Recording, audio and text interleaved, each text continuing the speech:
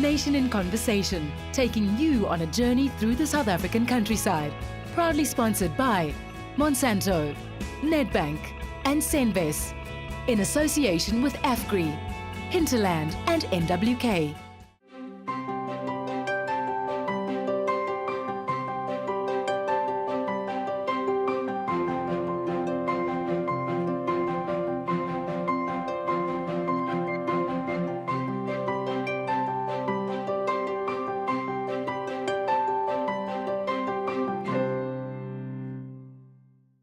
Hello and welcome to Nation in Conversation. We're on a journey through the South African countryside, and week after week we explore the diversity of our country and visit the many agricultural industries that contribute tremendously towards our economy directly and indirectly. Our journey today takes us to the Free State as we explore the beef industry. Whether it's a steak on the braai or a fillet in the oven, the beef industry has to be invited. This is what you can look forward to in today's program. In Homegrown, we visit the jewel of the Eastern Free State, Clarens. Besides everything this town has to offer, we visit a local brewery to find out how craft beer is made. We then take the road to visit beef producers to gain insight into this industry. Chris Burgess joins us in Context, and we visit Sparta Beef to unpack the value chain from farm gate to kitchen table. In Dialogue, Theo Forster welcomes Michael Bradfield in studio to gain some interesting insights into this industry.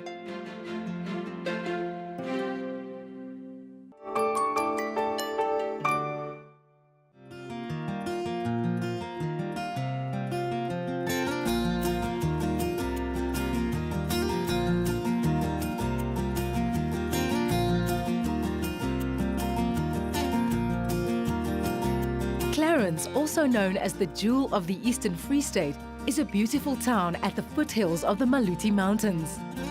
In its own right, Clarens is a tourism paradise.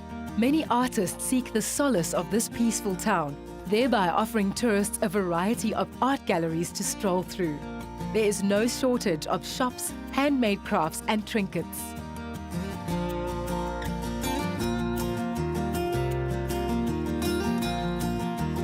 The scenery is picturesque, mountains, dams and the most beautiful flowers, and above all, the spectacular sight of Golden Gate just around the corner. For the more adventurous traveller, there is as much to do: golf, hot air ballooning, fishing, safaris and a lot more. A visit to this town would not be complete without visits to the choice of restaurants. The town even boasts its own coffee roastery, with a barista that serves a cup of joe as fresh as it can get. After our exciting exploration through this alluring town, we took some downtime at Clarens Brewery. With a variety of locally produced craft beer, ciders and gin on offer, we could not ask for a better end to the day.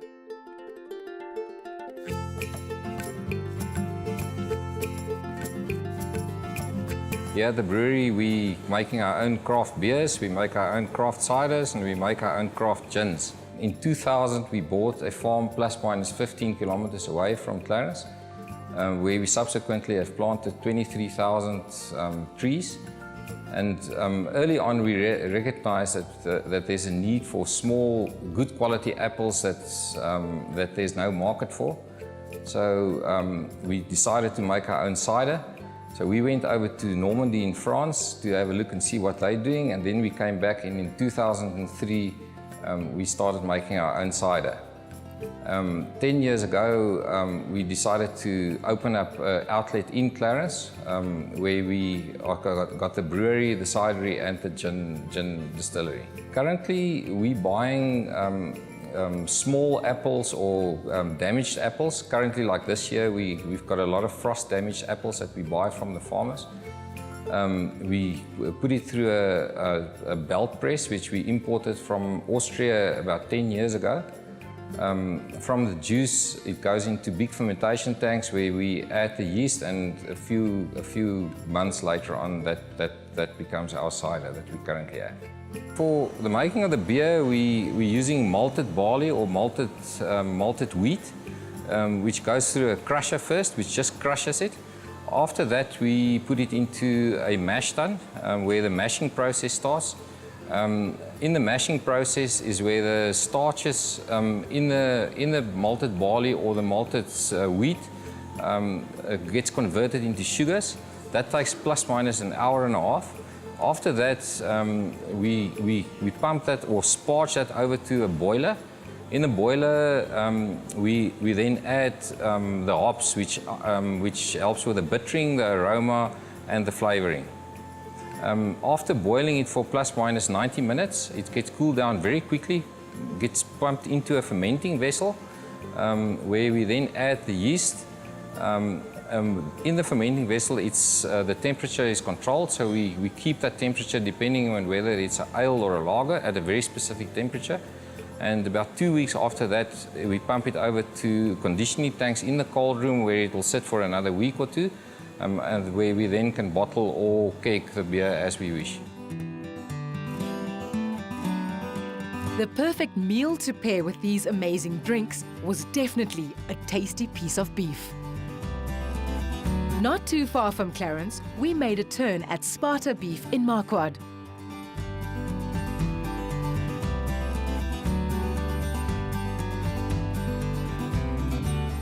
The Sparta Group consists of a group of companies. We have feedlots here in Marquard, where we are at the moment. It's in the Eastern Free State, for those of you who don't know. Then we also have a feedlot on the Vaal River near Potchefstroom, and we also feed cattle in the Kroonstad district. From there, our cattle, once they are market ready, we send them to our abattoir in Welkom, where we slaughter approximately 240,000 cattle per year. And we have a deboning facility where we actually primalize about 60% of our product. And we also take it to a further value add process to have a tray ready for retail. Sparta currently employs 1,500 people. We have approximately 100,000 cattle on our farms and in our feedlot. Most of the cattle are actually in our feedlots. We only have on the farms what we prepare, or background as we would call it in the industry, for our feedlot.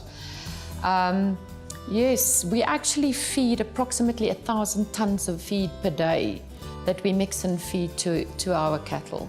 Being a truly Free State company, we take pride in assisting our communities and participating in community initiatives as part and parcel of the community.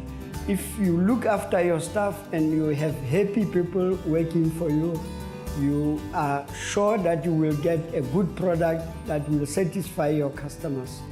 We have a clinic on site which is manned by 2 qualified nursing sisters who look after the health of all our employees. And we also provide the services of a doctor once a week who will look after whoever needs medical attention from the doctor.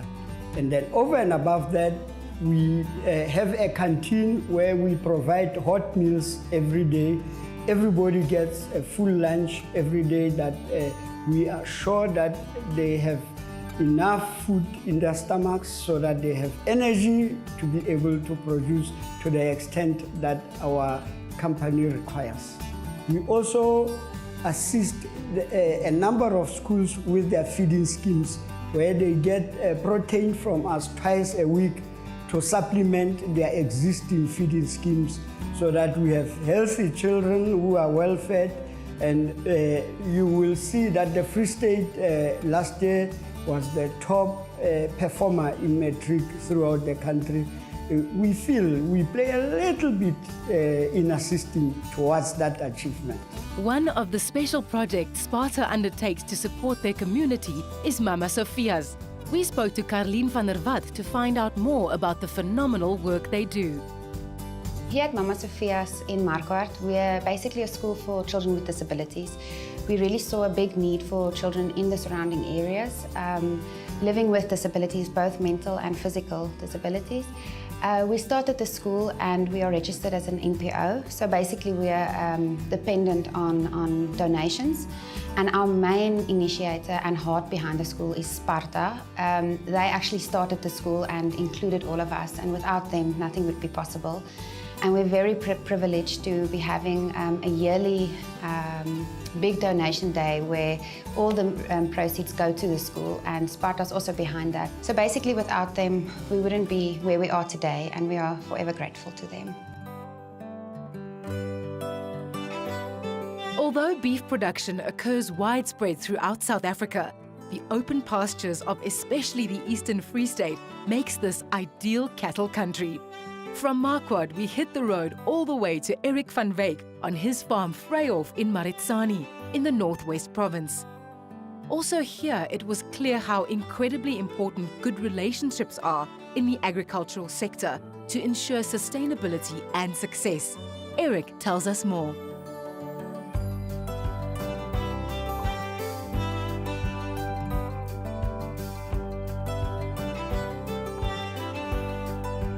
I've been a farmer for all my life, actually.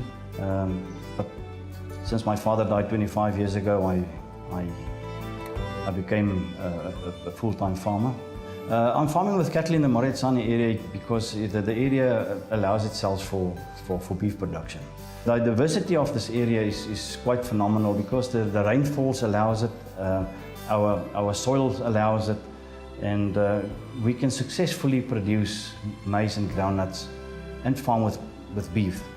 It is a phenomenal, actually a very good area to farm with beef due to our grasses. There is not quite a lot of sickness in this area. So it allows us to farm with cattle in a proper way. The trust with agribusinesses, which is at this point of time the NWKs and the Southwest, which is in our region, is also very much important because we rely very heavily on their field personnel to assist us on various problems that we have, the technology side of our businesses, which we have to improve.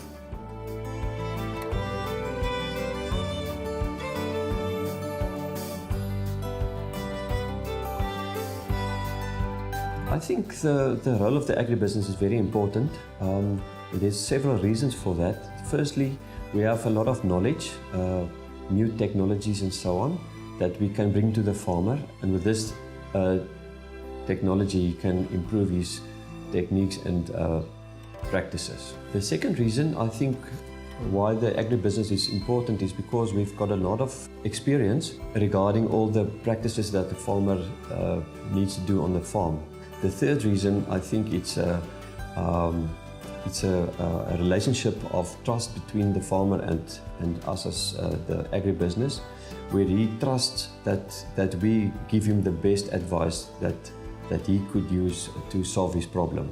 I think also with a higher input cost and sometimes lower product cost, it's very difficult for the farmer to stay on the farm. That, together with the population that's increasing so rapidly, makes it very difficult for the farmer to keep staying on the farm and produce food. So we need to protect them more and more just to stay on the farm, produce food for the population that's increasing. Did you know there are about 13 million beef cattle in the country? It is referred to as the national herd and comprises animals for slaughter and breeding.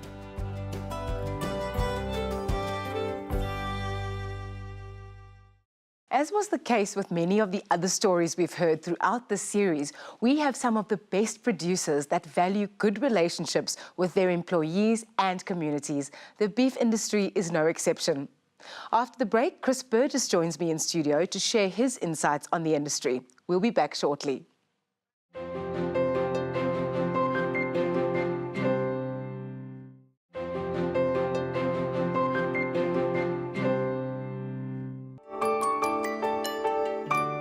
Welcome back to Nation in Conversation. Today we are exploring the beef industry. It affects all of us, so please join the conversation on Facebook and Twitter. With me is Chris Burgess from Landbouweekblad. Welcome, Chris. Chris, how badly has the drought affected beef producers? Oh, they've had a rough time. Cattle are quite difficult to get through a drought because they're big animals. So, I mean, estimates vary, but I mean, the people, industry leaders reckon that we've lost about 20% of our national herd, and then you've got the communal farmers where the attrition was even higher. So, they're going into a rebuilding of herd phase now. So one can expect the beef price to spike. So, are producers then at this stage making any money? Well, I mean, the industry is in the process of rebuilding herds, so people are holding the animals back to rebuild their breeding herds. So we've seen the weaner price spike to about 30 rand a kilo. So producers are making a bit of money now. I mean, but it's an industry that has traditionally pretty thin margins. So I mean, farmers are looking at ways of adding value. So one of the ways guys that sell into the feedlot industry are thinking of selling animals that have a good feed conversion rate and charging a premium for that. Before we get back to Chris, we visited Sparta Beef in Welkom to take us through the process from farm gate to kitchen table.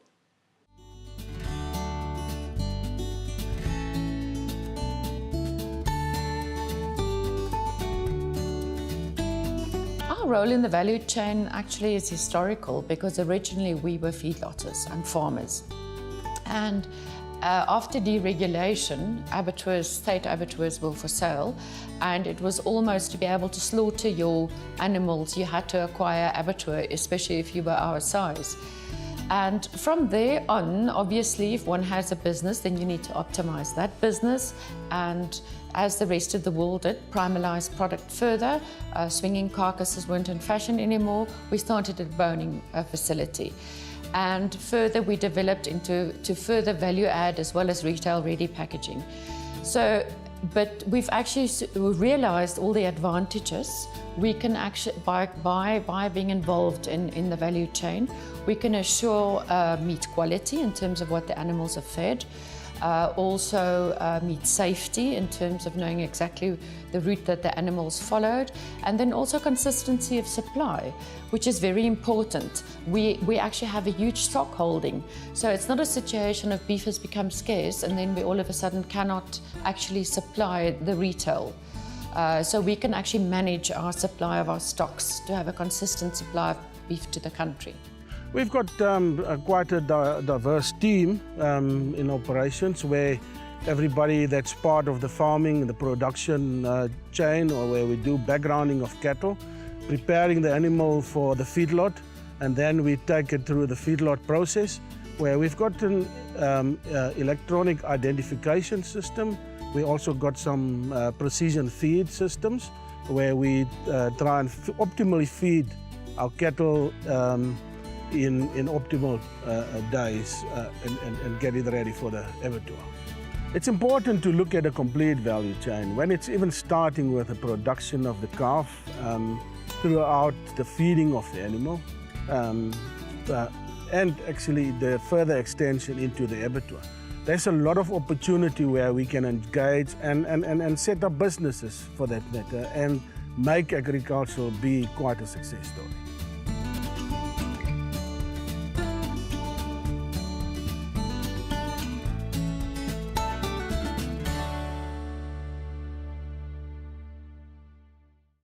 After this visit, it's clear why we can deliver top quality red meat. Chris, let's get back to you. Can you shed some light on exports?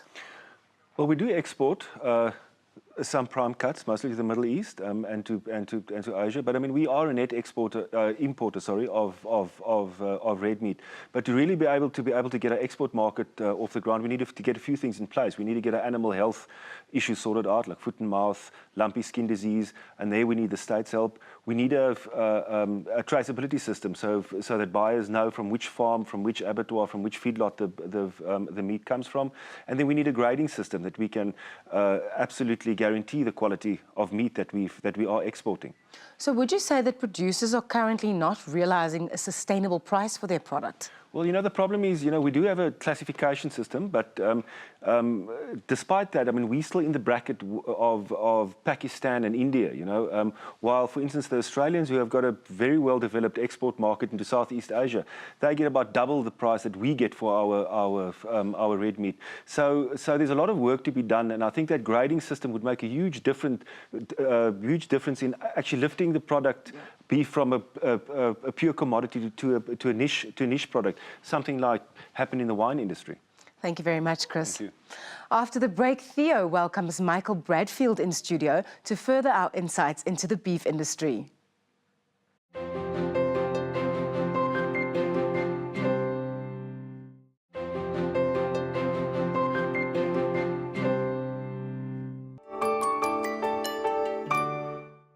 Welcome back to Nation in Conversation. With me today is Dr. Michael Bradfield. He's the CEO of BreedPlan SA and an international livestock consultant. He will share his views and insight on the beef industry. Welcome, Michael. Thank you very much. Michael, I want to start with, what is Stockman near Oldham and what's your involvement? Yes, we started the Stockman School about 8 years ago. I recognized with some industry leaders that there's a need to train producers out there into the workings of the whole value chain. What happens generally in an industry such as the livestock industry, everybody works in silos. So you have the stud farmers, the beef farmers, the abattoirs, the feedlots, etc., all doing their own thing, and nobody really understands how each other works, etc., and how we can add value and we can make South African producers internationally competitive. So we started the Stockman School. We bring in every single year 3-4 international speakers, and the world's best that we can find. And we bring them, and it's at the Oldham Resort, where we all get together and we workshop and we train and we talk through things and we make decisions and we move the industry forward. Our industry, you talked about international speakers. Where would you place our industry relative to the rest of the world? Yes, we have, of the very best producers or farmers in the world, livestock producers, we have the very best producers. One of the challenges, though, is, I think, is the exposure internationally. Maybe it's the weak rand, that people don't travel internationally the way they used to.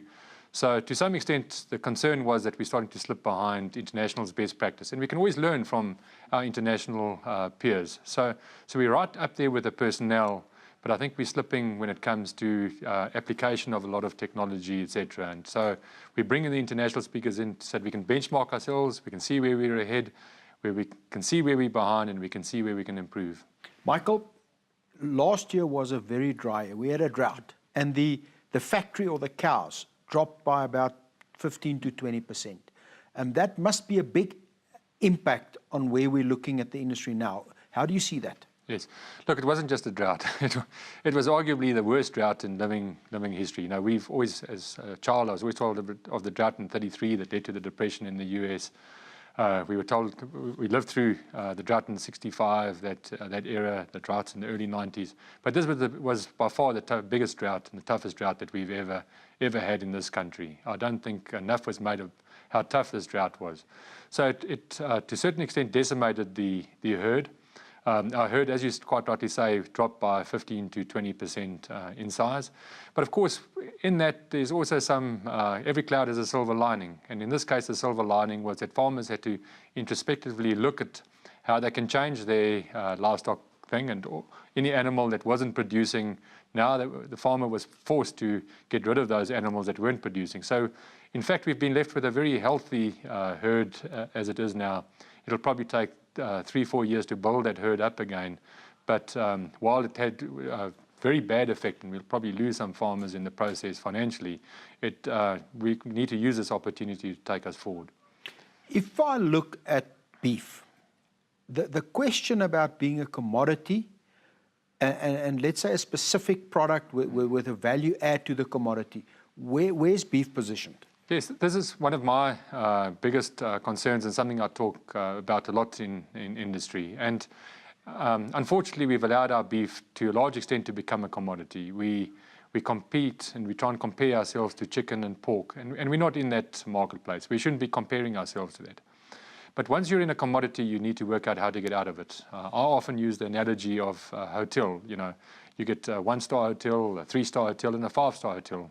And at the moment, with the way we market beef in South Africa, with our current classification system, we market it as let's say a 3-star hotel.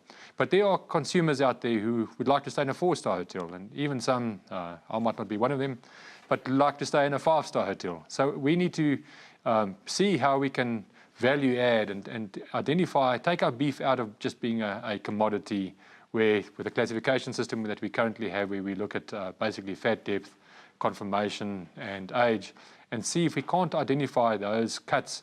We take the variation out of it, and we make sure that we guarantee the consumer a far better eating experience. At the end of the day, if you're going to pay more for a piece of meat compared to another protein commodity, you would at least know you're getting a nice eating experience. And beef gives it to you, but I think we need to guarantee the product that we provide. If I go to a restaurant and I order a piece of steak, how should it be done? Yes, you should, well, first of all, never eat it above medium. That's sacrilege. It's like, so it's from medium downwards? Medium downwards. Medium rare, you might even want it blue, but medium rare. I always more demand, for example, medium to rare, you know, and but on the rare side. And because as you take it above medium, you're actually making it dry and tougher, etc. So no meat industry in the world that produces meat would ever want to serve meat well done, for example. If somebody orders a meat well done, you know they know nothing about meat and how to eat this great commodity or great product that they're currently eating. So always eat your meat at least medium to rare. Thank you, Michael. That was Dr. Michael Bradfield. The takeaway is, make sure your meat is never cooked above medium.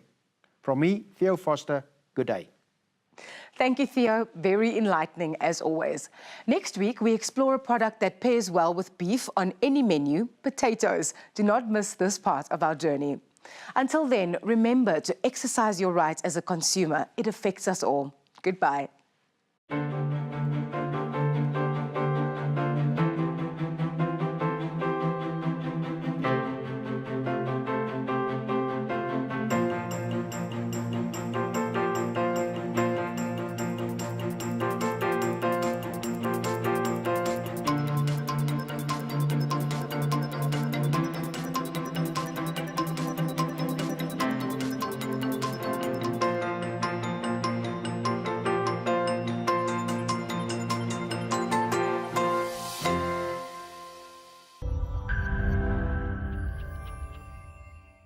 Nation in Conversation, taking you on a journey through the South African countryside.